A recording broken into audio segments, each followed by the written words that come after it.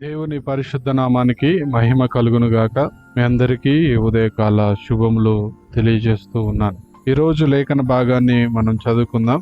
యోహాను సువార్త 18వ అధ్యాయం 37వ వచనం. సత్యమును గూర్చి సాక్ష్యమిచ్చుటకు నేను పుట్టితిని, ఇందు నిమిత్తమే ఈ లోకమునకు వచ్చితిని. ప్రేమైన వార్లారా, చాలాసార్లు మనతో ఉన్నవారి విలువను మనం గ్రహించాం. వారిని చాలా చులకనగా చూస్తాం. కొన్ని సందర్భాల్లో వారిని హేళన చేయడానికి కూడా వెనుకాడం. మరికొన్నిసార్లు వారి మాటను కూడా లెక్క చేయం గాని వారు ఎందుకు మనల్ని వ్యతిరేకించారో గ్రహించం.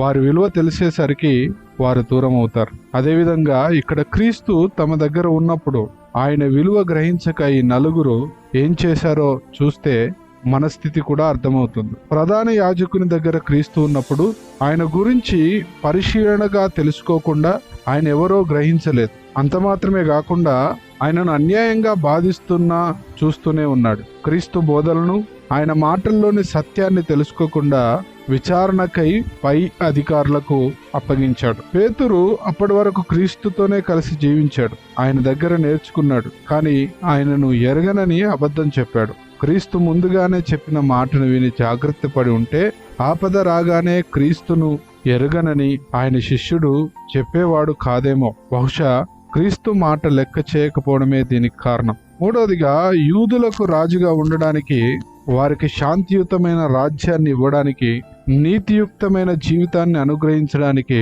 క్రీస్తు వారి దగ్గరికి వస్తే వారు ఆయనను చంపడానికి సిద్ధమయ్యారు. నాలుగవదిగా, పిలాతు దగ్గరికి సత్యవంతుడైన క్రీస్తు వచ్చినప్పుడు ఆ సత్యాన్ని అంగీకరించకుండా వదిలించుకున్నాడు. క్రీస్తు దేవుడని ఒప్పుకొని యూదా ప్రజలను నియంత్రించి ఉండొచ్చు, కానీ ఎక్కడ ప్రజాదరణ కోల్పోతాడో అన్న భయంతో క్రీస్తును వారికి అప్పగించాడు. బహుశా ఆయన అధికారం పోతుందని భయపడి ఉంటాడు. ఆయనలో దోషం లేదని చెప్పాడు, కానీ ఆయనే దేవుడని గ్రహించలేకపోయాడు. ప్రేమైన వారలారా, అందుకే మన దగ్గరున్న క్రీస్తును పరిశీలనగా తెలుసుకోవాలి. ఆయన గురించి సాక్ష్యం ఇవ్వడానికి సిగ్గుపడకూడదు. ఆయన ఎందుకు మన దగ్గరకు వచ్చాడో గ్రహించి ఆయనే సత్యమని విశ్వసించాలి.